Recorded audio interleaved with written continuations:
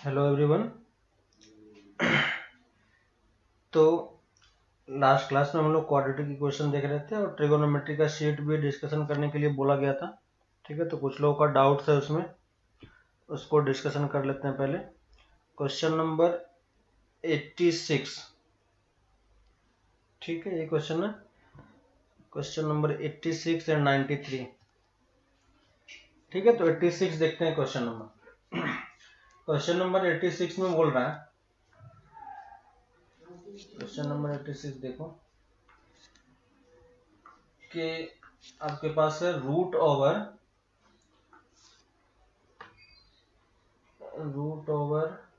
Alpha की value आपका पाई से 3π/2 के बीच में दिया हुआ है। ठीक है, तो फर्स्ट कंडीशन तो है अल्फा की वैल्यू 3π/2 से पाई के बीच में। ठीक है, तो इस अल्फा एंगल को ध्यान रखना। दूसरी चीज उसने बोला है कि root over 4 sine square sine to the power 4 alpha, actually 4 into sine to the power 4 alpha plus sine square 2 alpha sine square 2 alpha और रूट से बाहर में है प्लस इतना सारा टर्म रूट में है plus 4 times cos square π/4 minus alpha π/4 minus alpha. ठीक है, और इसकी वैल्यू इसमें से क्या होगी हमें ये निकाल के बताना है थोड़ा सा। ठीक है, तो पहली चीज तो देखो कि एक चीज आपको ध्यान होगी कि आपको पहले भी ये चीज मैंने डिस्कशन किया था और बताया भी था कि अगर आपके पास है ना रूट के अंडर में अगर आपके पास कोई परफेक्ट स्क्वायर का टर्म होता है ना, तो रूट ओवर एक्स स्क्वायर की वैल्यू कितनी होती है? एक्स नहीं होती है, क्या होती है? मॉड एक्स होती है। ठीक है, तो ये चीज आपको मैंने पहले भी एक बार बताया था, अभी भी आप ये ध्यान रखना इस चीज को। यानी कहने का मतलब ये है कि इसके अंदर आप कोई भी चीज पुट करोगे एक्स की वैल्यू, तो वो हमेशा आपको क्या मिलेगी? पॉजिटिव वैल्यू मिलनी चाहिए, नेगेटिव वैल्यू नहीं मिलनी चाहिए, है ना। इसलिए यहाँ पे मॉड का सिंबल यूज किया गया है। ठीक है, अब आते हैं इस वाले पार्ट पे कि इसको कैसे सॉल्व करना है। इस वाले पार्ट में देखो कि यहाँ पे 4 साइन स्क्वायर रूट के अंडर वाले पार्ट में देखो 4 साइन की पावर 4 अल्फा है। इसमें साइन 2 अल्फा का फॉर्मूला लगाओगे तो क्या होगा? 4 sine square alpha into cos square alpha. ये समझ में आया? प्लस देखो यहाँ पे कॉस स्क्वायर, इसको मैं थीटा मान ले रहा हूं। ठीक है, इसके एंगल के अंदर में जो थीटा है, तो कॉस स्क्वायर थीटा, और यहां से 2 में बाहर निकाल सकता हूं, तो 2 कॉस स्क्वायर थीटा की वैल्यू कितनी होती है? याद होगा आपको कौन सा फॉर्मूला यूज कर सकते हैं? कॉस 2 थीटा का, है ना। तो कॉस 2 थीटा कितना होता है? 2 कॉस स्क्वायर थीटा माइनस 1, है ना। तो यहां से 2 कॉस स्क्वायर थीटा की वैल्यू आप कितने लिख पाओगे?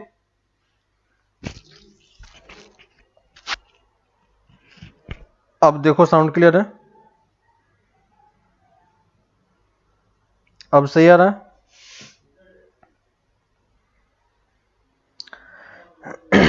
ठीक है, तो यहां पे मैं क्या यूज कर रहा हूं? कॉस स्क्वायर कॉस 2 थीटा का फॉर्मूला मैं यूज कर रहा हूं, है ना। तो कॉस 2 थीटा का फॉर्मूला देखो कितना होगा? कॉस 2 थीटा का फॉर्मूला ये होगा, तो यहां से देखो 2 कॉस स्क्वायर थीटा की वैल्यू मैं निकाल सकता हूं, है ना। तो 2 कॉस स्क्वायर थीटा की वैल्यू मैं निकाल सकता हूं। यहां से देखो 2 कॉस स्क्वायर थीटा की वैल्यू कितनी होगी? 2 cos square theta equal to 1 plus cos 2 theta. समझ में आ रहा है?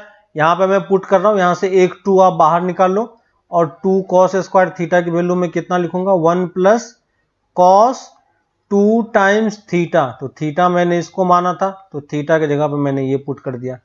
देखो क्लियर है? यहां पे अंडर में देखो क्या होगा, रूट के अंडर में 4 साइन स्क्वायर अल्फा कॉमन आ जाएगा, है ना। 4 साइन स्क्वायर अल्फा कॉमन आ गया, अंदर में क्या बच गया? Sine square alpha plus cos square alpha. ठीक है, और यहां पे प्लस 2 इंटू 1 प्लस, इसको मल्टीप्लाई करोगे तो देखो कितना हो जाएगा? π/2 माइनस अल्फा, और कॉस π/2 माइनस अल्फा कितना होता है? कॉस π/2 माइनस अल्फा कितना होता है? साइन अल्फा, है ना, तो इसको मैं क्या लिख सकता हूं, साइन अल्फा लिखा जा सकता है। यहां तक देखो कोई डाउट है किसी को? यहां पे देखो ये वाला टर्म हमारा क्या हो गया, ये वाला टर्म हमारा 1 हो गया, है ना, sine square alpha plus cos square alpha हमारा 1 हो गया। यहां पे हमारे पास क्या बच जाएगा, सिर्फ 4 sine square alpha plus 2 into, है ना, प्लस टू साइन अल्फा। यहां तक क्लियर है? अब देखो ये सेम यहां ये वाला प्रॉपर्टी हमें यहां पे यूज करना है, रूट ओवर साइन स्क्वायर। अंदर में देखो ये क्या लिखा हुआ है एक्चुअली में, 2 साइन अल्फा का होल स्क्वायर लिखा हुआ है। ये क्या लिखा हुआ है, 2 साइन अल्फा का होल स्क्वायर लिखा हुआ है, और ये बाहर में स्क्वायर रूट भी है। यानी यहां से जो रूट से बाहर का टर्म निकलेगा वो क्या होना चाहिए हमारा, 2 साइन अल्फा का मॉड लिखना पड़ेगा हमें। ये समझ में आ रहा है क्या? डायरेक्टली हम ये चीजें नहीं लिख सकते हैं, है ना, और ये 2 साइन अल्फा हो गया हमारे पास। यहां तक क्लियर है सबको? अब देखो कि मैं आपको ये बोल रहा हूं, यहां पे देखो आपको अल्फा की वैल्यू कितनी दी हुई है, जो आपका अल्फा है यहां पे आपका π/2 3 π/2 से पाई के बीच में, यानी किस क्वाड्रेंट में है, थर्ड क्वाड्रेंट में है। दिख रहा है क्या? अल्फा यहां पे आपका किस क्वाड्रेंट में है, अल्फा आपका थर्ड क्वाड्रेंट में। और थर्ड क्वाड्रेंट में साइन क्या होता है, थर्ड, अगर अल्फा हमारा थर्ड क्वाड्रेंट में तो साइन अल्फा क्या होगा, नेगेटिव होगा। तो जब ये मॉड आप बाहर निकालोगे, है ना, तो ये अंदर वाला मॉड क्या करता है, याद होगा आपको, मॉड क्या करता है, वो चेक करता है कि अंदर वाला साइन पॉजिटिव है या नेगेटिव है कि नहीं। वो क्या चेक करता है, अंदर वाला साइन पॉजिटिव है नेगेटिव है।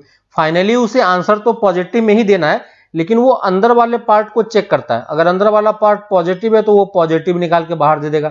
लेकिन हमें यहां पे पता है कि साइन अल्फा की वैल्यू यहां पे क्या होगी, लेस देन 0 होगी, क्योंकि ये थर्ड क्वाड्रेंट में। तो मॉड इसको पॉजिटिव बनाने के लिए क्या करेगा, -2 साइन अल्फा पुट करेगा। क्लियर हो रहा है? कितना पुट करेगा, -2 साइन अल्फा पुट करेगा। सही है? है ना, तो यहां से आपका क्या पुट करेगा, अल्फा -2 साइन अल्फा ये पुट करेगा आपका।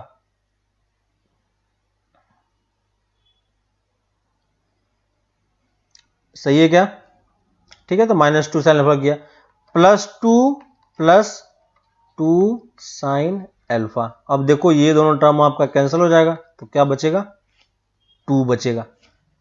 ठीक है, तो इसका आंसर क्या हो जाएगा, 2 हो जाएगा। समझ में आया सबको? किसी को डाउट है इसमें? किसी को डाउट है इस वाले पार्ट में? क्लियर? ठीक है, तो इसका आंसर यहां पे 2 आ रहा है।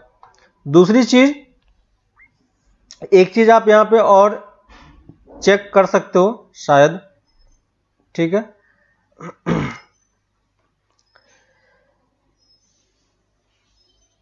ठीक है, तो क्या आंसर आएगा,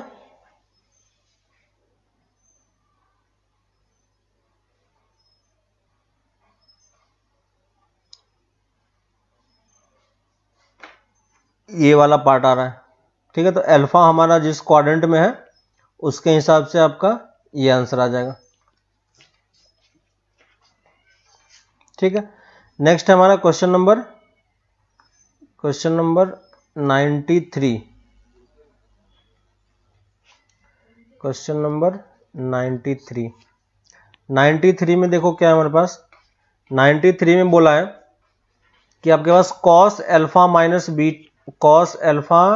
माइनस बीटा कितना है, 1 है, और cos अल्फा प्लस बीटा की वैल्यू 1/e है। ठीक है, और अल्फा और बीटा जो है वो किसके बीच में लाई कर रहा है, पाई से -पाई के बीच में लाई कर रहा है। ठीक है, अब देखो cos alpha minus beta equal to 0 है, तो अल्फा बीटा की कौन सी वैल्यू पॉसिबल है, पाई से -पाई के बीच में, 0, है ना। तो यहां से आप क्या बोल सकते हो, cos alpha minus beta equal to cos 0, तो अल्फा माइनस बीटा कितना हो जाएगा, 0, और यहां से हम क्या निकाल पाएंगे, अल्फा इक्वल टू बीटा। ठीक है, अल्फा इक्वल टू बीटा अगर आपने पुट कर दिया तो यहां पे आपका क्या हो जाएगा, cos twice alpha equal to 1/e, है ना। अब देखो हमें क्वेश्चन में इसने बोला है कि total number of ordered pair of alpha beta, है ना। Ordered pair of alpha beta मतलब क्या हो गया कि अल्फा और बीटा का कौन कौन सा कॉम्बिनेशन यहां पे पॉसिबल है। तो हमें ये तो पता चल गया कि दोनों अल्फा और बीटा दोनों क्या होने वाला है, सेम होने वाला है, यानी अल्फा कॉमा अल्फा का पेयर बनेगा, यानी जितने अल्फा आपको मिलेंगे उतना ही ज्यादा आपका क्या होगा, सॉल्यूशन होगा, है कि नहीं। तो बस अब हमें ये करना है। अब देखो 2 अल्फा, अल्फा हमारा किसके बीच में लाई कर रहा है, पाई से माइनस पाई के बीच में, तो 2 अल्फा किसके बीच में लाई करेगा, 2 पाई से माइनस 2 पाई के बीच में, है ना। अब यानी इस इक्वेशन के जितने सॉल्यूशन होंगे उतने ही तो आपको अल्फा मिलेगा ना, है कि नहीं। जितने आपके सॉल्यूशन होंगे उतने ही आपका अल्फा मिलेगा। लेकिन अल्फा हमारा कहां से कहां, ये डबल एंगल है तो डबल एंगल कहां से कहां लाई करेगा, -2 से 2 के बीच में, ठीक है। तो आप ग्राफ प्लॉट कर लो, किसके किसके बीच में, है ना, -2 पाई से 2 पाई के बीच में। तो ये मेरा कर्व हो गया, ये मेरा -2 पाई हो गया, सॉरी ये π/2, ये पाई, है ना। इस तरफ यहाँ पे आपका -2 पाई होगा और यहाँ पे आपका इधर कहीं पे 2 पाई होगा, ठीक है। तो हमने ये चीजें प्लॉट कर ली, क्लियर है। अब y equal to 1/e, e की वैल्यू अप्रोक्सीमेट वैल्यू कितनी होती है, e की अप्रोक्सीमेट वैल्यू 2 पॉइंट समथिंग कुछ होता है ना, यानी 2 से ज्यादा ही होता है, 2.7 समथिंग होता है ना। तो 2.7 समथिंग होता है, इसका मतलब 1/2.7 की अप्रोक्सीमेट वैल्यू कितनी होगी, 2.7 की अप्रोक्सीमेट वैल्यू कितनी होगी, 1 से तो ऑब्वियसली कम ही होगा, है कि नहीं। और पॉजिटिव से नेगेटिव से ज्यादा भी होगा, है ना। तो जो भी वैल्यू हो, ये वैल्यू 0 से 1 के बीच में लाई करेगा, है ना। तो 0 से 1 के बीच में ये मेरा पार्ट 1 होता है और ये मेरा 0 है। 2 पाई से, है ना, ये देखो -2 पाई से 2 पाई के बीच में अगर आप एक लाइन ड्रॉ करोगे तो कितने पॉइंट पे कट कर रहा है, 1 2 3 4, तो कितने सॉल्यूशन होंगे, 4 सॉल्यूशन, यानी इसी सारे पॉइंट पे आपको अल्फा मिलेगा, है ना। एक अल्फा यहां मिलेगा, एक अल्फा यहां मिलेगा, एक अल्फा यहां मिलेगा, तो टोटल कितने अल्फा मिलेंगे, 4 अल्फा, यानी इसके कितने ऑर्डर्ड पेयर बनेंगे, 4 ऑर्डर्ड पेयर, है ना। नंबर ऑफ सॉल्यूशन के, यहां पे ये नंबर ऑफ सॉल्यूशन की बात कर रहा है, आपसे एग्जैक्टली वैल्यू निकालने के लिए नहीं बोल रहा है। क्यों नहीं बोल रहा है, क्योंकि वो निकालना पॉसिबल भी नहीं है ना, क्योंकि हमें 1/e की वैल्यू पता भी नहीं है, तो इसलिए उसने नंबर ऑफ सॉल्यूशन के बारे में बात किया। तो नंबर ऑफ सॉल्यूशन के बारे में बात किया तो मैंने नंबर ऑफ सॉल्यूशन निकाल लिया। तो कितने सॉल्यूशन होंगे और कितने ऑर्डर्ड पेयर पॉसिबल है, जितने आपके अल्फा के सॉल्यूशन आ रहे हैं, और कितने अल्फा के सॉल्यूशन मिल रहे हैं, 4, तो इसके कितने सॉल्यूशन मिलेंगे, 4 सॉल्यूशन। क्लियर है सबको, यहां तक क्लियर। तो अब अप टू 93 और फर्स्ट पार्ट आपका क्लियर हो चुका है, ठीक है। सेकेंड पार्ट है trigonometric ratio of sum and difference, ठीक है। Sum and difference, sine a minus B sine a plus B, है ना, साइन डबल एंगल और 3 एंगल वाला फॉर्मूला आप यहाँ पे यूज करके इन सारे क्वेश्चंस को कर सकते हो, ठीक है। तो नेक्स्ट क्लास में क्वेश्चन नंबर 1 से लेके 25 तक सेकेंड पार्ट का, ठीक है। तो सेकेंड पार्ट हम लोग यहाँ पे स्टार्ट कर रहे हैं, 1 से लेके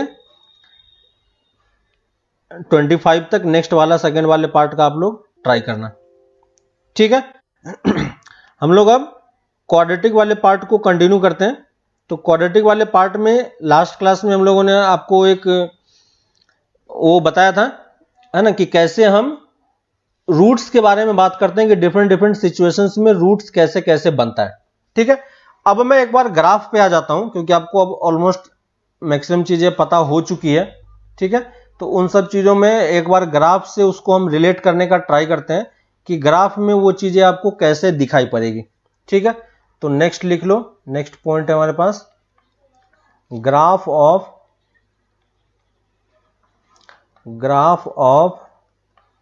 क्वाड्रेटिक एक्सप्रेशन,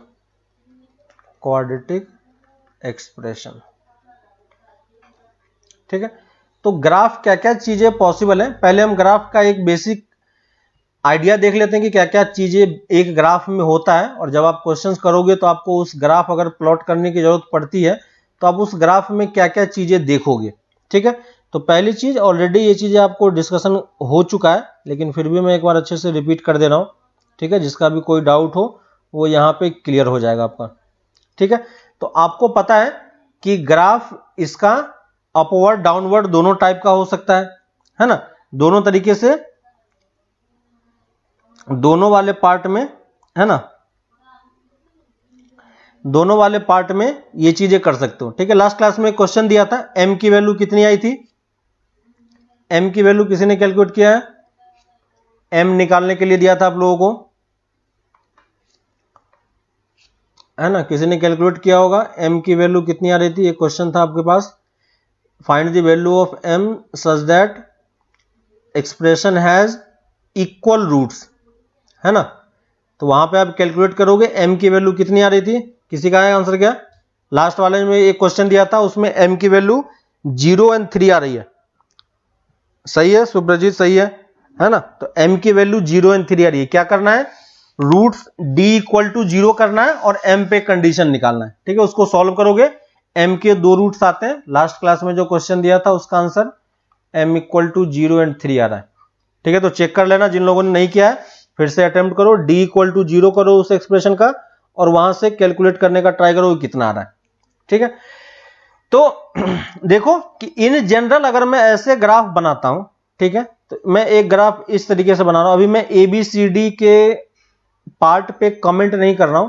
ठीक है, कौन कौन सा पार्ट क्या क्या होता है मैं उस चीज पे एक बार थोड़ा सा फोकस कर देता हूं। ठीक है, तो देखो यहां पे इस वाले पार्ट में जो सबसे लोएस्ट पार्ट होता है इसको हम क्या बोलते हैं, वर्टेक्स, और इस वर्टेक्स की वैल्यू कितनी होती है, -b/2 एक्स कोऑर्डिनेट होता है और -d/4 वाई कोऑर्डिनेट होता है।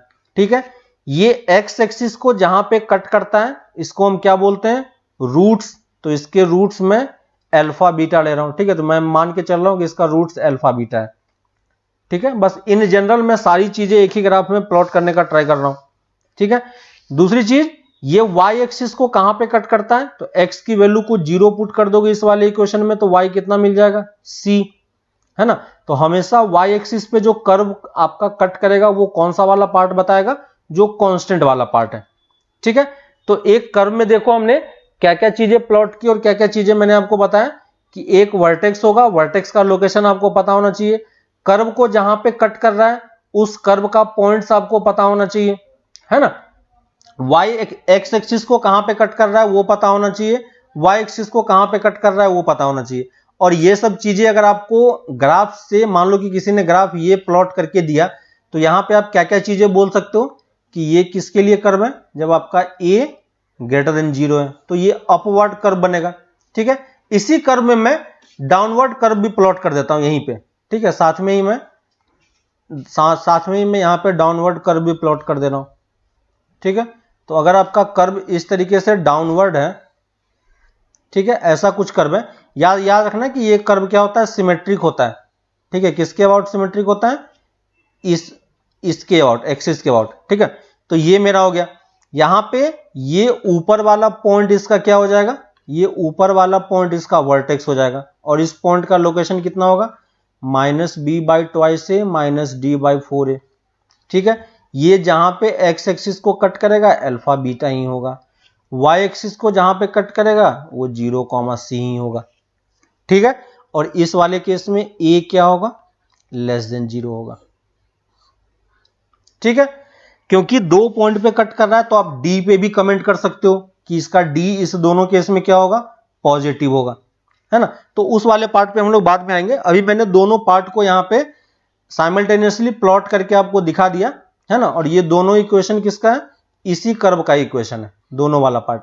अलग अलग सिचुएशन में मैंने इस टाइप से लिया है, डी की वैल्यू क्वेश्चन में या दिया होगा तो उसके हिसाब से हम लोग कैलकुलेट करेंगे। ठीक है, इस वाले कर्व के लिए अगर आप डोमेन की बात करोगे, है ना, तो अगर डोमेन की बात करोगे तो डोमेन कहां से कहां होगा, डोमेन तो रियल नंबर होगा क्योंकि पॉलिनोमियल है, याद होगा आपको। जब इस कर्व का रेंज निकालोगे तो रेंज कहां से होगा, इस वाले लोएस्ट पॉइंट से ऊपर की तरफ, है ना, तो -d/4a से लेके इंफिनिटी तक। क्लियर है, तो यहां पे जब इसका रेंज लिखने का ट्राई करोगे तो रेंज कहां से कहां होगा, लोएस्ट पॉइंट से ऊपर की तरफ। इस वाले कर्व का अगर आप रेंज लिखने का ट्राई करोगे तो रेंज कहां से होगा, इस अपर पॉइंट से नीचे की तरफ। ठीक है, तो अभी मैं आगे क्वेश्चन बताऊंगा आपको, तो उसमें मैं ये सब चीजें भी लिखवा दूंगा कि कहां पे इसका डोमेन रेंज वगैरह क्या होता है। तो ये सब चीजें आप ऑलरेडी फंक्शन वाले पार्ट में कर चुके हो, जहां पे हमने डिटेल में इस टाइप के चीजों को आपको एक्सप्लेन करके बताया था कि कैसे कैसे ये सब चीजें वर्क करती है। ठीक है, इन जनरल क्या होता है कि depending upon the value of A and D, ठीक है, बेसिकली ए और डी की वैल्यू पे ही सारा कुछ डिपेंड करता है। ठीक है, तो इन जनरल आपके पास 6 टाइप की पॉसिबिलिटीज बनती है ग्राफ का, है ना। किसी भी क्वेश्चन में अगर आप करोगे, है ना,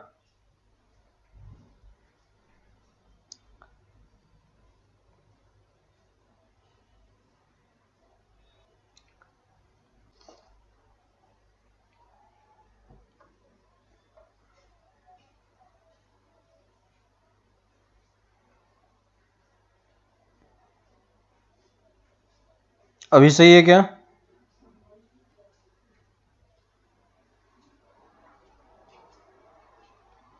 ठीक,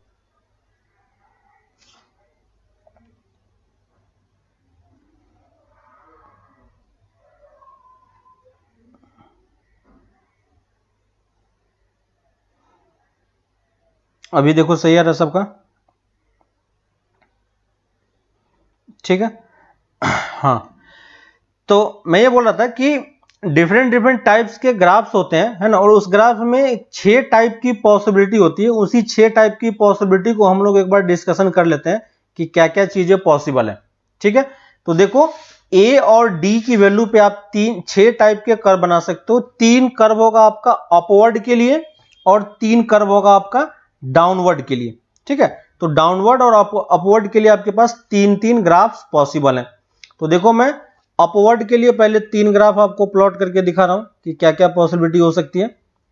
ठीक है, तो ये देखो फर्स्ट ग्राफ, सेकेंड ग्राफ और ये थर्ड ग्राफ। ठीक है, पहले वाले में सबके लिए मैं ए पॉजिटिव ले रहा हूं। ठीक है, तो ए पॉजिटिव मतलब क्या हो गया कि आपका कर्व क्या होगा, अपवर्ड होगा। अपवर्ड के साथ ही आपके पास 3 टाइप की पॉसिबिलिटी होगी, या तो ऐसा हो सकता है, या फिर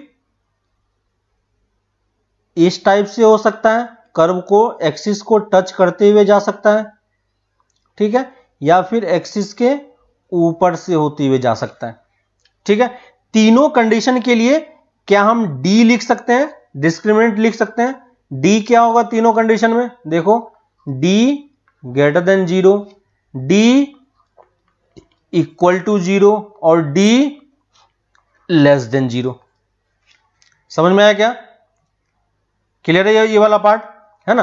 तो ए तीनों के लिए क्योंकि अपवर्ड है तो ए तो पॉजिटिव होगा, कट कर रहा है 2 पॉइंट पे तो डी तो ग्रेटर देन 0 होगा, टच कर रहा है तो डी इक्वल टू 0 होगा, और टच नहीं कर रहा है तो डी की वैल्यू लेस देन 0 होगी। यहां पे अगर आप y की वैल्यू चेक करते हो, ठीक है, यहां पे आप एक और चीजें कमेंट कर सकते हो c पे, है ना। तो c वाला एक्चुअली में ग्राफ पे डिपेंड करता है, तो इसलिए हम c वाले पार्ट पे कमेंट नहीं कर रहे हैं। c वाला पार्ट कौन सा होगा, जहां पे ये y एक्सिस को कट कर रहा है, तो उस वाले पार्ट पे हम लोग बाद में आएंगे। तो अभी हम लोग b और c पे कमेंट नहीं कर रहे हैं। ठीक है, अभी बस हम a और d के बेसिस पे जितने पॉसिबल ग्राफ्स हैं वही चीजें हम लोग ले सकते हैं, है ना। तो देखो अगर d आपका पॉजिटिव होगा तो आपका ऐसा ग्राफ हो सकता है या ऐसा ग्राफ हो सकता है, इस टाइप का कुछ भी ग्राफ हो सकता है, लेकिन हमेशा क्या होगा, एक्सिस को 2 पॉइंट पे ही टच करेगा, है ना। तो बाकी जो प्रोसेस बचता है वो आपका कैसा बचता है, ये ग्राफ या तो लेफ्ट हैंड साइड में शिफ्ट होगा या राइट हैंड साइड में शिफ्ट होगा, है ना। तो वो वाला पार्ट हम लोग बाद में करेंगे। इस वाले में भी ये लेफ्ट हैंड शिफ्ट हो सकता है या राइट हैंड शिफ्ट हो सकता है ना। तो वो वाला पार्ट हम लोग बाद में करेंगे। अभी बस हम लोग बेसिकली ए और डी की वैल्यू से डिसाइड कर रहे हैं। अब अगर आपके पास ऐसा ग्राफ होगा और मान लेते हैं कि ये कट कर रहा है अल्फा बीटा पे, ठीक है, और ये वाला पॉइंट मान लो अल्फा ही है, सिर्फ एक ही पॉइंट है, क्योंकि यहां पे दोनों क्या हो जाएगा, इक्वल हो जाएगा, तो अल्फा इक्वल टू बीटा हो जाएगा। अब अगर कोई आपसे पूछता है कि ये बताओ कि इस वाले पार्ट में आपका y पॉजिटिव कहां कहां पे है ना। तो पहली चीज तो डोमेन, अगर कोई हमसे सिंपली पूछता है, इस तीनों कर्व के लिए अगर कोई हमसे डोमेन पूछता है तो डोमेन आप क्या बता पाओगे, डोमेन तो सबके लिए आर होगा, है ना, इसके लिए भी डोमेन आर होगा, इसके लिए भी डोमेन आर होगा, कोई प्रॉब्लम नहीं होगा। रेंज अगर कोई हमसे पूछता है तो रेंज हम क्या बता पाएंगे, सबसे लोएस्ट पॉइंट कितना है -d/4a, तो -d/4a से लेके इंफिनिटी तक, है ना, इस पे क्लोज लगेगा, यहां पे भी -d/4a से इंफिनिटी तक, ठीक है, क्योंकि सारा कर्व अपवर्ड है तो लोएस्ट पॉइंट इसका क्या होगा -d/4a ही होगा, है ना, ये चीज हमें पता चल गया। को डोमेन तो खैर आर है ही बाय डिफॉल्ट। अगर कोई हमसे ये पूछता है कि find the minimum value of y, है ना, y हमारा क्या है, y हमारा ये एक्सप्रेशन है जो हमने ऊपर में एक्सप्रेशन लिया है, y = ax² + bx + c, ठीक है। तो अगर कोई मुझसे पूछता है कि इसकी मिनिमम वैल्यू निकाल सकते हो या मैक्सिमम वैल्यू निकाल सकते हो, तो यहां पे हम इसका क्या निकाल पाएंगे, सिर्फ y मिनिमम निकाल पाएंगे। y मिनिमम कितना होगा -d/4a, समझ में आ रहा है क्या, तीनों केसेस में आपका y कितना होगा -d/4a ही होगा, क्लियर है, तीनों केसेस में आपका y मिनिमम कितना होगा -d/4 ही होगा। अगर कोई y मैक्सिमम पूछता है तो y मैक्सिमम आप कितना बताओगे, इन्फिनिटी बताओगे, क्योंकि ये देखो इन्फिनिटी के ऊपर तक जा रहा है ना, कर्व में आपको सब कुछ दिख रहा है, ये मिनिमम वैल्यू है और यहां से वैल्यू आपकी इन्फिनिटी तक जा रही है ना, और रेंज में भी आपको दिखाई दे रहा है कि लोअर लिमिट हमें पता है, ठीक है, ये चीजें आप बता सकते हो। अगर कोई हमसे ये पूछता कि ये बताओ ये वाला जो कर्व है थर्ड वाला, है ना, ये जहां पे d<0 है, ठीक है, तो d<0 के लिए y की वैल्यू ऑलवेज क्या है, ऑलवेज पॉजिटिव है ना, ये =0 भी नहीं हो सकता है कभी भी। तो यहां पे आप क्या बोल सकते हो, y is always >0 for all x belong to r, x की कोई भी वैल्यू आप पुट करोगे हमेशा आपका y क्या आएगा, पॉजिटिव ही आएगा, है कि नहीं। इस वाले पार्ट में क्या होगा, y की वैल्यू आप क्या लिखोगे, >= 0 for all x belong to r, यहां पे आपका इक्वल टू भी हो सकता है क्योंकि आपको कर्व दिखाई दे रहा है, इस वाले पॉइंट पे आपका 0 हो सकता है, लेकिन 0 होगा या 0 से ज्यादा ही होगा, है ना, तो ये वाला कंडीशन भी आप यूज कर पाओगे। फर्स्ट वाले में अगर कोई पूछता है कि क्या आपका y पॉजिटिव कहां कहां पे है, तो आप क्या बता पाओगे, y जो है आपका पॉजिटिव है कहां पे, -∞ से लेके अल्फा तक, ठीक है, यूनियन बीटा से लेके, है ना, बीटा से लेके इंफिनिटी तक। देखो ग्राफ में देखो x की वैल्यू अगर हमें पूछता है कि कर्व हमारा कहां से कहां पॉजिटिव है, तो पॉजिटिव मतलब कर्व हमारा x एक्सिस से ऊपर होना चाहिए, तो x एक्सिस से ऊपर कहां से कहां तक है, यहां से लेके यहां तक और यहां से आगे, है ना, ये वाले पार्ट में, इस वाले पार्ट में कर्व आपका क्या है, नेगेटिव है ना। तो जब भी आपका d पॉजिटिव होगा तो y कुछ पार्ट में पॉजिटिव होगा, कुछ पार्ट में क्या होगा, नेगेटिव होगा, और ये नेगेटिव किस वाले पार्ट में होगा, अल्फा बीटा वाले पार्ट में, क्लियर है ना।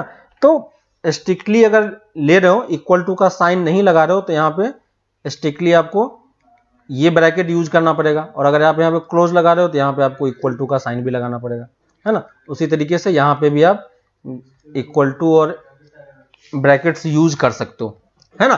तो आपको देखो ये तीनों ग्राफ से इतनी चीजें समझ में आ रही है क्या, ये सब चीजें बस हम ग्राफ देख के बता पा रहे हैं, है ना, और इतना चीज आपको ये चीजें डेवलप करनी है कि कभी भी ऐसा कुछ कंडीशन हो, है ना। अब आपको कंडीशन ये ग्राफ प्लॉट करके नहीं देगा, ठीक है, क्वेश्चन आपका इसी में से कहीं पे फॉर्म होगा, है ना, इस थ्योरेटिकल क्वेश्चन में से फॉर्म होगा। तो कभी भी आपको कोई थ्योरेटिकली इस टाइप से कुछ दे देता है, तो आपका पहला चीज जो होना चाहिए, क्या होना चाहिए, कि ग्राफ आपको माइंड में क्लिक करना चाहिए कि इसके कॉरस्पॉन्डिंग कैसा ग्राफ बन सकता है ना। और एक बार आपके पास ग्राफ माइंड में क्लिक हो गया तो फिर आप सब कुछ निकाल पाओगे, ठीक है। तो ये मैंने तीन बताएं आपको, किसके लिए, जब हमारा a पॉजिटिव था। सेम चीज मैं 3 कर्व और प्लॉट कर सकता हूं जब आपका a <0 होगा, ठीक है। तो a <0 होगा तो कर्व हमारा कैसा हो जाएगा, डाउनवर्ड टाइप का हो जाएगा, ठीक है। और डाउनवर्ड में फिर से 3 कंडीशन आपके पास हो सकती है, ठीक है। तो वो तीनों कंडीशन का मैं ग्राफ यहां पे प्लॉट कर दे रहा हूं फिर से। उसी टाइप से एक कर्व ऐसा हो सकता है ना, एक कर्व टच करते हुए हो सकता है, और एक कर्व कंप्लीटली नीचे हो सकता है ना। फिर से वही चीज सबके लिए, ये हमारा वर्टेक्स हो जाएगा, है ना, ये हमारा वर्टेक्स हो जाएगा। इस वाले पॉइंट को मैं अल्फा बोल रहा हूं, इस वाले पॉइंट को मैं बीटा बोल रहा हूं। ठीक है, फिर से अगर कोई आपसे यहां पे पूछता है कि बताओ इसका डोमेन क्या होगा हर एक केस के लिए, तो आप हर एक केस के लिए डोमेन क्या बता पाओगे? डोमेन तो आर ही होगा क्योंकि पॉलिनोमियल है। ठीक है, ग्राफ कैसा भी हो फर्क नहीं पड़ता, पॉलिनोमियल है तो डोमेन यही होगा। रेंज की अगर कोई बात बोलता है तो अब क्योंकि आपका ए क्या है, यहां पे अगर हम कमेंट करें ए और डी पे, तो ए सबके लिए क्या होगा? लेस देन 0, इसके लिए भी ए लेस देन 0, इसके लिए भी ए लेस देन 0, है ना। अगर कोई हमसे डी की बात बोलता है कि डी बताओ क्या होगा, तो यहां पे देखो डी इस केस में क्या होगा? डी इस केस में ग्रेटर देन 0 होगा। क्यों? डी से क्या पता चलता है? रूट्स पता चलते हैं। तो यहाँ पे 2 रूट्स दिखाई दे रहा है, इसका मतलब ग्रेटर देन 0 होगा। यहाँ पे टच कर रहा है, इसका मतलब डी इक्वल टू 0 होगा। और यहाँ पे कोई भी टच नहीं कर रहा है, इसका मतलब डी लेस देन 0 है। ठीक है, तो कर्व से कंफ्यूज नहीं होना है क्योंकि डाउनवर्ड है तो इसलिए डी लेस देन 0 नहीं होता है। ठीक है, डी से सिर्फ क्या पता चलता है? हमें रूट्स के बारे में पता चलता है। तो उस रूट्स के अकॉर्डिंग हम लोग अपने कर्व को बताते हैं, डी पे कमेंट करते हैं। रेंज की बात अगर कोई बोलता है तो रेंज देखो यहां से नीचे की तरफ होगा, है ना। तो माइनस इन्फिनिटी से लेके माइनस d/4 है जो वर्टेक्स का y कोऑर्डिनेट है ना। और सबके लिए किसी भी टाइप का डाउनवर्ड कर्व हो, अगर वो क्वाड्रेटिक है तो उसके लिए आप रेंज हमेशा यही लिखोगे। ठीक है, क्लियर है। अगर कोई हमसे y मैक्सिमम पूछता है तो y मैक्सिमम हम सिर्फ बता सकते हैं कितना होगा? माइनस d/4 है तीनों केस में, है ना। अगर कोई हमसे पूछता है कि y मिनिमम कितना होगा, तो क्या हम y मिनिमम बता पाएंगे? y मिनिमम कितना हो जाएगा? माइनस इन्फिनिटी, है ना। तो y मिनिमम इस केस में हम नहीं बताते हैं क्योंकि ये कर्व डाउनवर्ड है, तो आपका कर्व जो है वो किसको टेंड कर रहा होगा? माइनस इन्फिनिटी को ही टेंड कर रहा होगा। ठीक है, तो y मिनिमम की बात हम यहां पे नहीं कर पाएंगे, लेकिन y मैक्सिमम की बात हम यहां पे कर सकते हैं। ठीक है, तो ये हमने मिनिमम मैक्सिमम निकाल के बता दिया। अब फिर आपसे कोई पूछता है अगर कि बताओ इस वाले केस में आपका y क्या होगा? पॉजिटिव होगा या नेगेटिव होगा? तो इस केस में आप क्या बताओगे? y आपका ऑलवेज लेस देन 0 है। x की कोई भी वैल्यू पुट कर दो, अगर उसका d लेस देन 0 होगा और a लेस देन 0 होगा तो कर्व हमेशा नीचे ही जाएगा, है ना। और वो क्या होगा? आपका ऑलवेज नेगेटिव ही देगा। इस वाले केस में आप क्या बता पाओगे?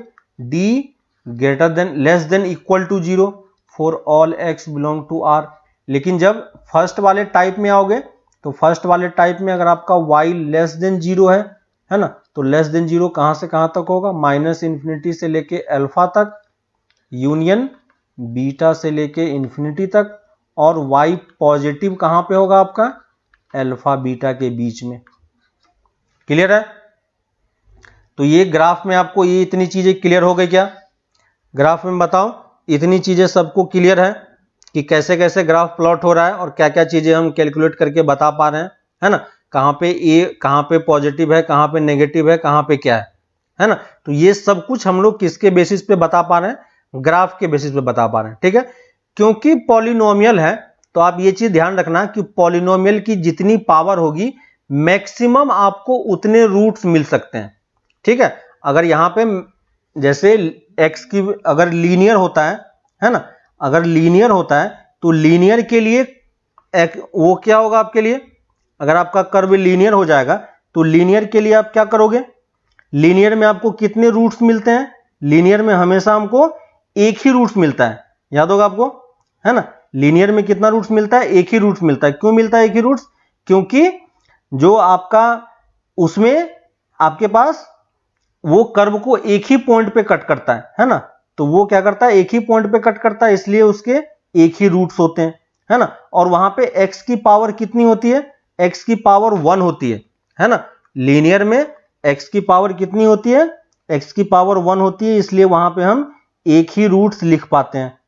क्लियर है ना। तो ये चीज आप थोड़ा सा ध्यान रखना। क्वाड्रेटिक में हमारे पास x की पावर कितनी होती है? x की पावर 2 होती है ना। तो जब x की पावर 2 होती है तो हम यहां पे कितना बोल पाते हैं? x की पावर क्योंकि 2 होती है इसलिए इसके मैक्सिमम रूट कितने हैं? मैक्सिमम रूट इसके 2 हो सकते हैं, है ना। इसलिए आपको ये मैक्सिमम कितने एक्सिस पे कट करके करता हुआ दिखाई देगा, 2 पॉइंट पे कट करता हुआ दिखाई देगा। क्लियर है ना? तो ये चीज आप ध्यान रखना थोड़ा सा कि इस तरीके से हम कर्व के बारे में कमेंट कर पाते हैं यहां पे और बता पाते हैं। ठीक है। एक और चीज जो आपको ध्यान रखनी है यहां पे, अगर मान लो क्यूबिक इक्वेशन होता है ना, तो क्यूबिक इक्वेशन मैक्सिमम कितने पॉइंट पे कट करेगा? क्यूबिक इक्वेशन है ना, तो लीनियर वाले पार्ट के लिए है ना, लीनियर कर्व के लिए, लीनियर कर्व के लिए मैक्सिमम, लीनियर कर्व के लिए मैक्सिमम हमारे पास कितने रूट्स हो सकते हैं? लीनियर कर्व के लिए हमारे पास मैक्सिमम 1 रूट्स हो सकते हैं, है ना। तो यहां से हमारे पास क्या हो सकते हैं? लीनियर और लीनियर पॉलिनोमियल की बात करते हैं तो मैक्सिमम 1 रूट, है ना। मैक्सिमम मतलब क्या हो गया ये बताओ? अगर कोई मुझे मैक्सिमम बोलता है तो मैक्सिमम मतलब मैं क्या बताऊंगा? अगर कोई मुझे मैक्सिमम बोलता है कि मैक्सिमम रूट इसका 1 है, तो मैं मैक्सिमम को कैसे डिफाइन करूंगा, है ना। मैक्सिमम मतलब क्या हो गया कि मैक्सिमम मतलब हो गया कि आपका जो इक्वेशन है उसके सिर्फ आप कितने रूट्स बता सकते हो? मैक्सिमम 1 तक हो सकता है। मैक्सिमम 1 मतलब क्या हो गया कि वो मिनिमम क्या हो सकता है? 0 हो सकता है ना। तो मिनिमम 0 मतलब क्या हो गया कि वो किसी पॉइंट पे कट नहीं कर सकता है ना। और किसी पॉइंट पे कट नहीं करने का मतलब क्या हो गया? किसी पॉइंट पे कट नहीं करने का मतलब क्या हो गया कि उसका कोई रियल रूट्स आपके पास अवेलेबल नहीं होगा, है ना। और रियल रूट्स अवेलेबल नहीं है, जैसे आपके पास लीनियर कर्व होता है ना। लीनियर कर्व में, एक मिनट,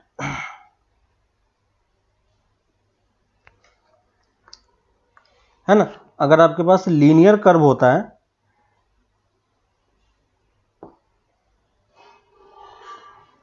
ठीक है, जैसे आपके पास कोई लीनियर कर्व होता है ax plus Y equal to ax plus B, है ना, और इसको जब आप प्लॉट करते हो तो देखो ये कितने पॉइंट पे कट करता है? 1 पॉइंट पे कट कर सकता है। 1 से ज्यादा पॉइंट पे ये कभी भी कट नहीं कर पाएगा। ये चीज क्लियर है ना। तो 1 से ज्यादा पॉइंट पे इसका कट करना कभी भी पॉसिबल नहीं हो पाएगा। क्यों ऐसा होगा? क्योंकि देखो यहां पे x की पावर कितनी है?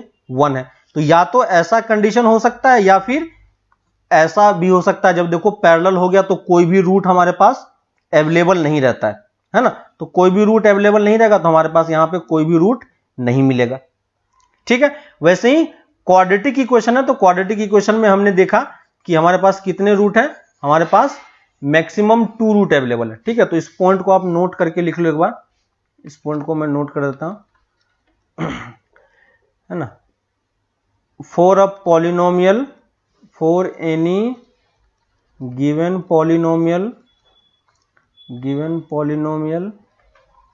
maximum number of roots। देखो मैं यहां पे सिर्फ रूट्स की बात कर रहा हूं, इसकी बात नहीं कर रहा हूं कि वो रूट्स रियल हैं या इमेजिनरी हैं। ठीक है। For a given polynomial maximum number of roots is the maximum power in the polynomial. ठीक है। अब मुझे ये बताओ कि अगर मेरे पास एक क्वाड्रेटिक इक्वेशन है, ठीक है, क्वाड्रेटिक इक्वेशन में रूट्स की क्या क्या पॉसिबिलिटी हो सकती है। ठीक है। देखो मैं यहां पे लिख रहा हूं, यहां पे मैं पॉलिनोमियल ले रहा हूं, यहां पे मैं पॉलिनोमियल ले रहा हूं और मैंने पॉलिनोमियल ले लिया क्वाड्रेटिक। ठीक है। क्वाड्रेटिक में लिख रहा हूं, बस ये क्वाड्रेटिक पॉलिनोमियल है। तो अब ये बताओ कि क्वाड्रेटिक पॉलिनोमियल के लिए रूट्स की क्या क्या पॉसिबिलिटी हो सकती है? रूट्स पॉसिबिलिटी मतलब पहली चीज तो क्वाड्रेटिक है तो मैक्सिमम रूट्स कितने होंगे? 2 रूट्स होंगे, है ना। अब ये बताओ कि 2 रूट्स, वो दोनों रूट्स क्या क्या हो सकते हैं? उस दोनों रूट्स के बारे में क्या आप कुछ कमेंट कर पाओगे कि वो दोनों रूट्स क्या क्या हो सकते हैं? देखो एक तो पॉसिबिलिटी ये है कि बोथ रूट या 2 रूट्स जो है, 2 रूट्स हमारे पास है, दोनों रूट्स रियल हो जाएं। पॉसिबल है, दोनों रूट्स रियल हो सकते हैं, है ना। दोनों रूट्स आपका इमेजिनरी भी हो सकता है, पॉसिबल है। ठीक है। अब मुझे बताओ कि क्या 1 real roots and 1 imaginary roots ये पॉसिबल है? 1 real roots and 1 imaginary roots. इस क्वाड्रेटिक इक्वेशन के लिए क्या ये चीज पॉसिबल है, ये थर्ड वाला पॉसिबिलिटी, ठीक है। अगर दोनों रूट्स रियल होंगे तो ये वाला हमें देख चुके हैं कि कहां पे मिलता है, जब डी आपका ग्रेटर देन 0 होता है, ठीक है। वन रिपीटेड रूट भी हमें मिलता है ना। रिपीटेड रूट मतलब यहां पे भी हमारे पास दो ही रूट होते हैं, लेकिन दोनों रूट क्या होता है, रिपीटेड होता है ना। यानी वहां वहीं पे आपको दो रूट्स मिल रहा है, तो दो रूट्स तो आपको मिलेगा ही। ये भी जो हो सकता है, डी लेस देन 0 होगा तो इमेजिनरी रूट्स भी मिल सकता है। अब मुझे ये वाला कंडीशन बताओ कि क्या किसी क्वाड्रेटिक इक्वेशन के एक रियल रूट्स और एक इमेजिनरी रूट्स पॉसिबल है, ये बताओ। क्या ये पॉसिबल है, बताओ। फॉर एनी क्वाड्रेटिक इक्वेशन, सोच के बताओ जल्दी से। फॉर एनी क्वाड्रेटिक इक्वेशन, ये आपके पास क्वेश्चन है। For any quadratic equation is one real roots and one imaginary roots. देखो टोटल रूट्स कितने मिल रहे हैं, टोटल रूट्स अभी भी 2 ही है ना। तो दो रूट्स तो मिल ही रहा है, तो एक रियल और एक इमेजिनरी मिलके भी दो रूट्स बन रहा है। तो क्या ये पॉसिबल है, बताओ मुझे, बताओ। For any quadratic equation is one real and one imaginary roots are possible और नॉट, सॉरी, रूट्स पॉसिबल और नॉट। बताओ पॉसिबल होगा नहीं, क्यों नहीं पॉसिबल होगा, दिग्बल है, बताओ क्यों पॉसिबल नहीं होगा। लास्ट क्लास में मैंने ये चीज एक्सप्लेन किया था, है ना। तो ये चीज पॉसिबल नहीं है ना। ये कभी भी आपका नहीं हो सकता है ना। इस वाले में ये वाला कंडीशन कभी भी ट्रू नहीं हो सकता है। क्यों नहीं हो सकता है, क्योंकि मैंने आपको बताया था कि इमेजिनरी रूट्स हमेशा क्या होता है, इमेजिनरी रूट्स कभी भी अकेले नहीं आता है ना। क्यों नहीं हो सकता ये, बिकॉज इमेजिनरी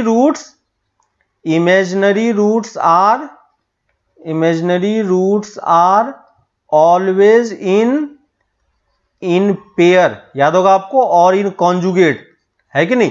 तो अगर आपको कोई बोल रहा है कि एक इक्वेशन का एक रियल रूट है और एक इमेजिनरी रूट है, तो ऐसा तो कभी क्वाड्रेटिक के लिए पॉसिबल ही नहीं है कि नहीं। तो ये वाला कंडीशन क्या कभी पॉसिबल हो सकता है, नहीं हो सकता है। दो रियल रूट हो सकते हैं, सही है। दो इमेजिनरी रूट्स भी हो सकता है, वो भी सही है, क्योंकि दो होगा तो पेयर में आ सकता है ना। वन रिपीटेड रूट भी हो सकता है ना। और रियल की बात करते हैं तो रियल के केस में यही 2 जो इमेजिनरी रूट है, यही क्या होता है, 0 रियल रूट्स होता है ना। तो रियल रूट्स के बारे में अब हम इन जनरली पढ़ रहे हैं, समझ में आ गया सबको, है ना। तो क्यों नहीं होता ये क्लियर हो गया। अगर कोई आपको क्यूबिक इक्वेशन दे दे, ठीक है, सेम टाइप में, अगर मान लो मैं एक क्यूबिक इक्वेशन लेता हूं, क्यूबिक पॉलिनोमियल लेता हूं, ठीक है, क्यूबिक पॉलिनोमियल, और इस क्यूबिक पॉलिनोमियल के मैक्सिमम कितने रूट हो सकते हैं, मैक्सिमम रूट आपके 3 हो सकते हैं ना। 3 से ज्यादा रूट इसका पॉसिबल नहीं होगा, है ना। अब वो 3 रूट में क्या क्या रूट हो सकता है, उस 3 रूट में क्या क्या पॉसिबिलिटी हो सकता है, बताओ। देखो मैं ये यहां पे अलग अलग लिख रहा हूं। 3 में क्या 3 रियल रूट हो सकता है, बताओ। क्या ये फर्स्ट वाला पॉसिबिलिटी पॉसिबल है, 3 रियल रूट। दूसरा 1 रियल 2 इमेजिनरी, क्या पॉसिबल है ना। देखो टोटल 3 जो है उसको मैं अलग अलग टाइप से ब्रेक कर रहा हूं कि सम आपको टोटल 3 ही मिलेगा। तो यहां पे तीनों रियल है। सेकेंड वाले में 1 रियल 1 इमेजिनरी, क्या पॉसिबल है, 1 इमेजिनरी 2 रियल, क्या पॉसिबल है। थर्ड 3 इमेजिनरी, क्या पॉसिबल है, बताओ इसमें से क्या पॉसिबल है। तो पहला 3 रूट तो रियल हो सकता है, इसमें कोई प्रॉब्लम नहीं है ना। सेकेंड वाला बताओ क्या ये पॉसिबल होगा, 1 रियल 2 इमेजिनरी, क्या ये हो सकता है, ये भी हो सकता है ना। क्योंकि यहां पे देखो 2 आपको इमेजिनरी मिल रहा है ना। तो इमेजिनरी रूट पॉसिबल है, इमेजिनरी रूट आएगा तो वो पेयर में ही आएगा, तो ये चीज भी पॉसिबल होगा आपके लिए। क्या एक इमेजिनरी 2 रियल रूट पॉसिबल है, ये वाला पार्ट आपका कभी पॉसिबल नहीं होगा। क्यों पॉसिबल नहीं होगा, क्योंकि इमेजिनरी रूट हमेशा पेयर में आएगा। तो यही चीज मैंने लास्ट क्लास में आपको लिखवाया था कि कभी भी इमेजिनरी रूट आपका ऑड नंबर में नहीं हो सकता है ना। हमेशा वो क्या होगा, इवन नंबर में होगा। तो यहां पे 1 इमेजिनरी बोला, पॉसिबल नहीं है। 3 इमेजिनरी हो सकता है, नहीं हो सकता है। क्लियर है ना। तो इस टाइप से आप क्यूबिक के लिए सोच सकते हो। अगर आपके पास बाई क्वाड्रेटिक है ना, अगर आपके पास बाई क्वाड्रेटिक है, बाई क्वाड्रेटिक मतलब क्या हो गया, बाई क्वाड्रेटिक मतलब पावर 4 है ना, तो पावर 4 मतलब मैक्सिमम रूट्स कितने होंगे, मैक्सिमम रूट्स 4 होंगे, है ना। और अब ये बताओ कि इस मैक्सिमम रूट 4 में क्या क्या पॉसिबिलिटी हो सकता है रूट्स के बारे में। ठीक है, तो पहला मैं ले रहा हूं 4 रियल रूट्स, क्या ये पॉसिबल है, चारों रियल हो जाए, हाँ पॉसिबल है। दूसरा 1 रियल 3 इमेजिनरी, पॉसिबल है। थर्ड 2 रियल 2 इमेजिनरी, पॉसिबल है, बताओ। 3 रियल, फोर्थ वाला 3 real 3 imaginary, sorry 3 real 1 real 2 real 3 real 1 imaginary, और है ना 3 इमेजिनरी ले चुके हैं, और फोर्थ फिफ्थ वाला 4 इमेजिनरी। बताओ इसमें से कौन कौन सा पॉसिबल है ना। तो ये 4 रियल हो सकता है, समझ में आ रहा है। 1 रियल 3 इमेजिनरी क्या पॉसिबल है, नहीं पॉसिबल है। 2 रियल 2 इमेजिनरी भी हो सकता है। 3 रियल 1 इमेजिनरी ये भी नहीं हो सकता है। 4 इमेजिनरी ये भी पॉसिबल है ना। तो इमेजिनरी रूट्स जब भी आपके पास आएगा हमेशा ये ध्यान रखना है कि कभी भी आप ऑड नंबर में आंसर नहीं कर दो, ठीक है। तो ऑड नंबर का ये चीज ख्याल रखना कि इस टाइप से आप यहां पे रूट्स के बारे में कमेंट कर सकते हो पॉलिनोमियल के केस में, ठीक है। तो ये चीज, ये जो रूट्स है ये हमें यहां पे ये बेनिफिट देता है कि आप इस तरीके से इसको सोच के बता सकते हो कि किस केस में क्या चीजें पॉसिबल है, ठीक ना। तो ये चीज आप लोग थोड़ा सा ध्यान देना कि कर में बस आपको एनालाइज करने की जरूरत होती है, थोड़ा बहुत आप एनालाइज करोगे तो आप ये चीजें ऑलरेडी आपके माइंड में बैठ जाएगा, ठीक है। इसमें आपको कहीं भी कोई प्रॉब्लम नहीं होगी किसी भी टाइप में, ठीक है। कुछ चीजें और ग्राफ के बेसिस पे ही आप देख लो, ठीक है। इफ अगर हमें कोई ये बोलता है कि फर्स्ट पॉइंट लिख लो इसी में, है ना, नोट्स बना के यहां पे कुछ कुछ पॉइंट्स हम यहां पे लिख लेते हैं, ठीक है। मान लो कि अगर आपसे ये बोला जाए कि if exactly 1 root of quadratic equation is 0, ठीक है। If exactly 1 root of quadratic equation is 0, ठीक है। किसी क्वाड्रेटिक इक्वेशन का एक रूट 0 है तो प्रोडक्ट ऑफ रूट क्या होगा, है ना। प्रोडक्ट को मैं देखो, ये मेरे पास ax² plus bx plus c हमारे पास इक्वेशन है, ठीक है। इसके सम को मैं s बोल रहा हूं, सम क्या है अल्फा प्लस बीटा, और प्रोडक्ट को मैं p बोल रहा हूं अल्फा इंटू बीटा, है ना। तो यहां से आप क्या बोल सकते हो, p की वैल्यू कितनी होगी, 0 होगी, है ना। अगर एक रूट आपका 0 होता है तो प्रोडक्ट भी आपका 0 होगा, और प्रोडक्ट अगर 0 हो गया, है ना, प्रोडक्ट अगर 0 हो गया तो प्रोडक्ट की वैल्यू क्या होती है, c/a, है ना। तो c/a भी 0 होगा, और यहां से आप क्या बोल सकते हो, c की वैल्यू भी क्या होगी, 0 होगी, ठीक है। यहां से आप क्या बोल सकते हो, c की वैल्यू भी 0 होगी आपके लिए, ठीक है। तो यहां से आपका c 0 हो गया, क्लियर है ना। तो क्वाड्रेटिक इक्वेशन आपका किस फॉर्मेट का दिखाई पड़ेगा, अगर आपका एक रूट 0 होता है तो ax² प्लस bx, है ना। ये आपका क्वाड्रेटिक इक्वेशन इस फॉर्मेट का दिखाई पड़ेगा अगर आपका एक रूट 0 होता है ना। और ये सब चीजें बस एनालाइज करने की जरूरत है, ऐसा कुछ इसमें याद रखने की चीज नहीं होती है ना। तो इसमें याद नहीं करना कुछ भी, बस आपको चीजें रियलाइज होनी चाहिए कि ये चीज ऐसे वर्क कर रहा है, ठीक है। अगर किसी इक्वेशन का दोनों रूट 0 होता है, ठीक है, लिख लो second point, if both roots are 0 of quadratic equation. तो अगर किसी क्वाड्रेटिक इक्वेशन का दोनों रूट्स 0 होता है, ठीक है, अगर दोनों रूट्स 0 होता है तो आप क्या बता पाओगे, उसका प्रोडक्ट भी 0 होगा और उसका सम भी 0 होगा, है ना।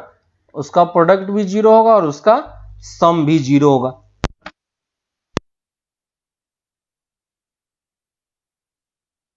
उसका प्रोडक्ट भी 0 होगा और उसका सम भी 0 होगा, ठीक है।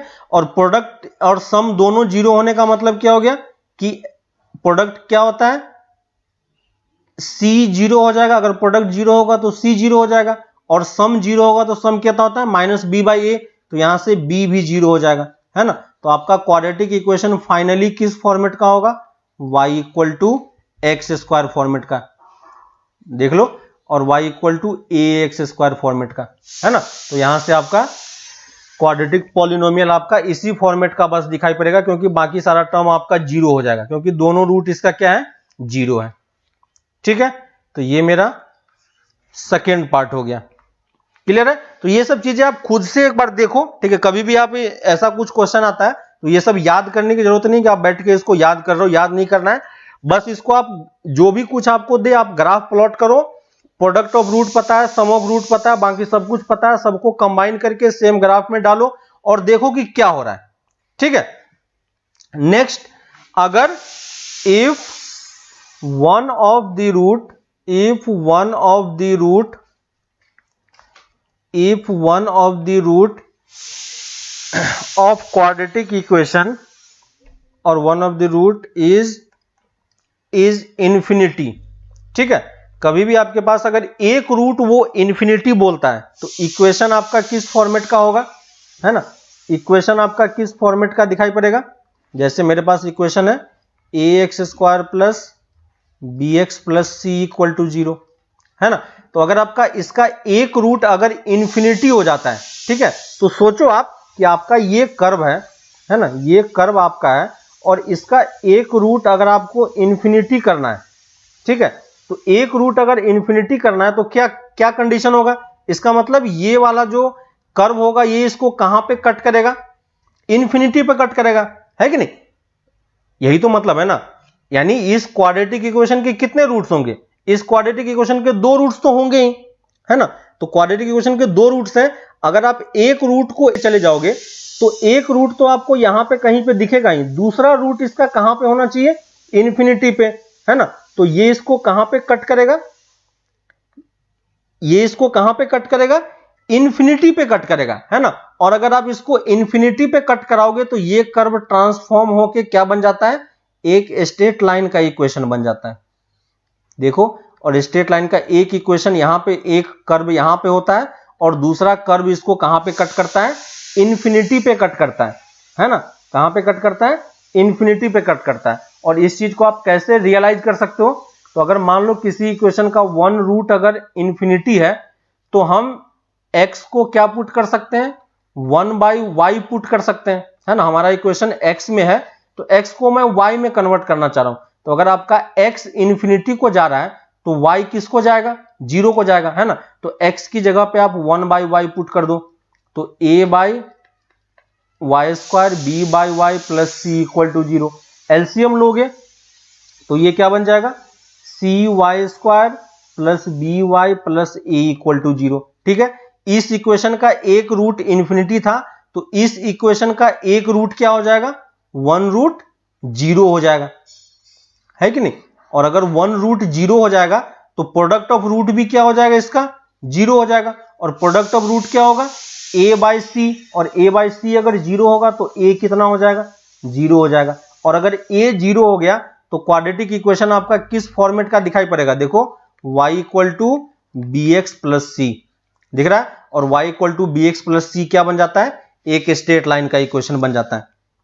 समझ में आ रहा है। तो जब अगर एक किसी क्वाड्रेटिक इक्वेशन में कभी ऐसा कंडीशन दे कि उसका एक रूट इन्फिनिटी है, इसका मतलब वो क्वाड्रेटिक इक्वेशन एक्चुअली में क्या है, एक क्वाड्रेटिक इक्वेशन नहीं रहा, वो क्या बन गया, एक आपका लीनियर इक्वेशन बन गया। ठीक है, तो ये सब बस ग्राफ से आप चीजों को रियलाइज कर सकते हो। ठीक है, इसमें ऐसा कुछ भी नहीं कि आप चीजों को समझ नहीं सकते हो या याद करने की जरूरत है। ठीक है, इसमें ग्राफ में आप चीजों को, है ना, आप घर पे खुद से जब थ्योरी पढ़ रहे हो तो सिर्फ कॉपी पढ़ लेने से काम नहीं चलेगा, आपको क्या करना पड़ेगा, कॉपी को पढ़ो और उसको रफ में आप कहीं पे ग्राफ प्लॉट करो, उससे रिलेटेड जितने भी ग्राफ पॉसिबल है वो सब प्लॉट करके देखो कि एक्चुअली में हो क्या रहा है। ठीक है ना, और वो सब चीजें जब आप कर पाओगे तो आपको रियलाइज हो, धीरे धीरे होते जाएगा कि क्वेश्चन हमें कैसे करना है। ठीक है, अगर सोचो कि अगर किसी क्वाड्रेटिक इक्वेशन का दोनों रूट इन्फिनिटी हो जाता है, ठीक है, ये सब एक्सट्रीम कंडीशन है, ऐसा कंडीशन आपको हमेशा नहीं मिलेगा, है ना, कभी कभी देखने को मिलेगा। तो if both roots are infinity, ठीक है, अगर दोनों रूट इन्फिनिटी हो जाएगा तो इसका मतलब उसका दोनों रूट कहां पे कट करेगा, इन्फिनिटी पे कट करेगा, है ना। और अगर आपका कर्व ऐसा है तो दोनों कर्व इन्फिनिटी की तरफ लेके चले जाओगे, खींच लोगे, तो ये किस में कन्वर्ट हो जाएगा, ये आपका कन्वर्ट होके क्या बन जाएगा, एक स्ट्रेट लाइन बन जाएगा, है ना। और स्ट्रेट लाइन मतलब पैरेलल टू एक्स एक्सिस, है ना। और देखो ये parallel to X axis parallel है, और पैरेलल लाइन कहां पे मीट करता है, इन्फिनिटी पे। आपने 10th में ये चीजें पढ़ा था, है ना। तो ये कंडीशन हम यहां पे यूज कर सकते हैं। और अगर ये कंडीशन है तो हमें कैसे पता चलेगा कि ये कंडीशन है, हमारे पास इक्वेशन क्या है, ax square plus B Y plus C, क्योंकि दोनों रूट इन्फिनिटी है तो x की जगह पे हम क्या पुट करेंगे, 1/y, है ना। और 1/y पुट करोगे तो ये क्या बन जाएगा, cy square plus B Y plus A, just अभी हमने किया था ऊपर में, है ना। और इसका दोनों रूट इन्फिनिटी है, इसका मतलब इसका दोनों रूट क्या होगा, 0 हो जाएगा, है कि नहीं। बोथ रूट्स क्या हो जाएगा, बोथ रूट इसका 0 हो जाएगा। और अगर दोनों रूट 0 है तो जस्ट अभी ऊपर में क्या था, प्रोडक्ट भी 0 होगा और सम भी 0 होगा। प्रोडक्ट अगर 0 होगा तो a भी 0 हो जाएगा, सम अगर 0 होगा तो b भी 0 हो जाएगा। इस इक्वेशन के लिए बात कर रहा हूं मैं, ठीक है। और a और b अगर 0 है तो ओरिजिनल इक्वेशन में आप अगर पुट करोगे तो y इक्वल टू क्या दिया हुआ है, ax square plus B X plus C. तो देखो यहाँ पे a भी 0 है, b भी 0 है, तो इक्वेशन आपका क्या बन गया, y इक्वल टू सी। तो y इक्वल टू सी का कर्व कैसा होगा, इस टाइप का होगा, है ना। तो अगर किसी इक्वेशन में, क्वाड्रेटिक इक्वेशन में बोलता है कि इसके दोनों रूट इन्फिनिटी है, इसका मतलब वो एक्चुअली में क्या बन जा रहा है, एक कांस्टेंट फंक्शन बन जा रहा है ना, और कांस्टेंट लाइन का इक्वेशन है। क्लियर है। तो ये सब चीजें आप घर पे प्लॉट करोगे, थ्योरी को रफ में आप कर्व को प्लॉट करके देखोगे, हर एक सिचुएशन में आप ग्राफ ड्रॉ करते जाओगे तो आपको ये सब चीजें ऑटोमेटिकली, तो आपको समझ में आएगी क्वेश्चन कैसे करना होता है और क्या करना होता है, ठीक है।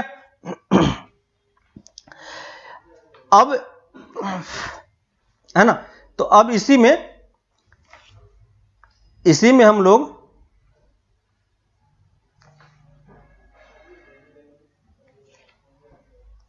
ठीक है, तो अब इसी में हम लोग एक पॉइंट और है उसको देख लेते हैं, ठीक है।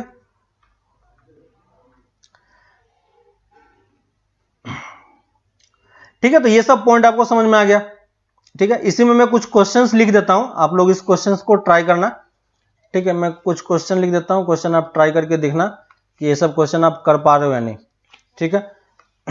तो लिख लो क्वेश्चन, एक क्वेश्चन में लिख रहा हूं, ठीक है। प्रोडक्ट ऑफ रूट इन सब का आपको पता है कि कैसे क्वेश्चंस करते हैं, है ना, उस पे, तो उस पे भी मैं कुछ क्वेश्चंस आपको दे देता हूं, आप उन सारे क्वेश्चंस को एक बार ट्राई करना लिखने का, है ना, सॉल्व करने का ट्राई करना कि क्या होता है, ठीक है। लिख लो एक और question, if 2p minus Q X square plus p minus 1 into X plus 5 equal to 0, है ना, has both roots infinite, then find the value of p and q, ठीक है। यहां से आपको p and q की वैल्यू निकालनी है अगर ये कंडीशन हमें दिया हुआ है, ठीक है। तो कंडीशन को आप ध्यान से पढ़ो, ग्राफ प्लॉट करने का ट्राई करो और सोचो कि क्या चीजें हो सकती है, ठीक है। तो आप देखना, इसका आंसर मैं साइड में लिख देता हूं, आप देखना कि ये आंसर आ रहा है कि नहीं आ रहा, तो बताना मुझे लास्ट क्लास में। p इक्वल टू 1 और q इक्वल टू 2 आ रहा है, ठीक है। तो ये इसका आंसर है, आप इसको ट्राई करना, देखना कि क्या आंसर आ रहा है, ठीक है।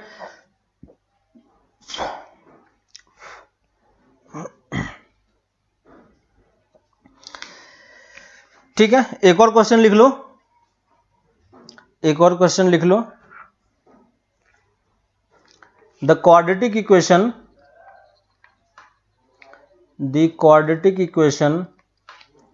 ax square plus bx plus c equal to 0 has no real roots,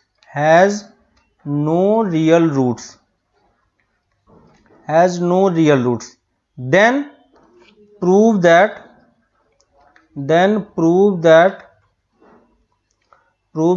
c into a plus b plus c into a plus b plus c is greater than 0, है ना। ये प्रोडक्ट आपका ग्रेटर देन 0 होना चाहिए। ये आप सोचना कि ये चीजें कैसे होगा, ठीक है। क्वेश्चन नंबर 3, ये 2 था, ये 1 था। क्वेश्चन नंबर 3 लिखो, find the set of value of A, find the set of value of A, ठीक है। ए, हमें ए का वैल्यू बताना है। Find the set of value of A for which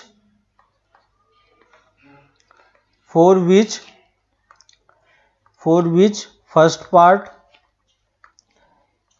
for which A plus 4 into X square plus minus twice ax plus twice a minus 6 is less than 0 for all x belong to R, ठीक है। ये first वाला condition है। Second वाला a minus 1 into X square minus a plus 1 into X plus a plus 1, ठीक है। This is greater than 0 for all x belong to R, ठीक है। ये दो कंडीशन है। इस दो कंडीशन इसमें हमें a की वैल्यू बतानी है कि a कहां से कहां तक लाई करेगा, जिसके लिए आपका ये कंडीशन ट्रू होना चाहिए, ठीक है। इसका मैं साइड में आंसर लिख दे रहा हूं। इस ब्लैक वाले पार्ट से जो आंसर लिखा हुआ है, यहां पे आपका a की वैल्यू लेस देन -6 आएगी, चेक करना, ठीक है। और सेकेंड वाले में a की वैल्यू ग्रेटर देन 5/3 होगी, ठीक है। तो ये दो मैंने आंसर लिख दिया ताकि आप सही डायरेक्शन में आप क्वेश्चन सॉल्व कर लेते हो, तो एटलीस्ट आप आंसर मिला के देख पाओ, ठीक है। तो ये दो क्वेश्चन ट्राई करना, बाकी हम लोग धीरे धीरे करके और भी बहुत सारे क्वेश्चंस करेंगे, है ना। और इसमें सीखेंगे कैसे डिफरेंट टाइप्स के क्वेश्चंस वगैरह हम लोग सॉल्व करते हैं, ठीक है। तो ये क्वेश्चन आप लोग ट्राई करना, और फिर हम इसको नेक्स्ट क्लास में और दूसरे टाइप के रूट्स वाले क्वेश्चन और हैं, है ना। अगर आपका एक रूट इक्वल होता है, दो रूट इक्वल होता है, और क्वाड्रेटिक इक्वेशन में इनइक्वालिटीज वगैरह होती हैं, है ना। तो उन सारे क्वेश्चंस को कैसे सॉल्व करना है, वो सब चीजें हम लोग नेक्स्ट क्लास में भी डिस्कस करेंगे, ठीक है। तो नेक्स्ट क्लास में हम इसको कंटिन्यू करते हैं। तब तक आप ये क्वेश्चंस ट्राई करो, और ट्रिगोनोमेट्री वाले पार्ट में आप ट्राई करो कि जितना ज्यादा से ज्यादा हो सके आप उतना क्वेश्चन अटेम्प्ट कर सको, क्योंकि अभी आपका क्वाड्रेटिक वाले पार्ट में कोई भी क्वेश्चन नहीं मिल रहा है, ठीक है। तो इस वाले पार्ट में कोई क्वेश्चन नहीं, और एनसीईआरटी बुक में भी इस चैप्टर से रिलेटेड कोई चैप्टर नहीं है हमारे पास, तो हम उसके भी क्वेश्चन नहीं कर रहे हैं, ठीक है। तो इसलिए मैं 2-3 क्वेश्चन आपको हर एक लेक्चर के बाद दे देता हूं उसको ट्राई करने के लिए साथ ही। लेकिन आप ट्राई करो कि मैक्सिमम टाइम आप ट्रिगोनोमेट्री वाले पार्ट में दो। 25 क्वेश्चन हम लोग डिस्कशन कर रहे हैं, लेकिन आप ट्राई करो कि आप 25 से ज्यादा क्वेश्चन डेली अटेम्प्ट करो, ठीक है, ताकि आपका जल्दी वो वाला पार्ट कवर होगा, ठीक है। तो ये सब क्वेश्चन कंप्लीट करो, फिर हम लोग इसी को नेक्स्ट क्लास में आगे कंटिन्यू करते हैं, ठीक है। चलो बाय।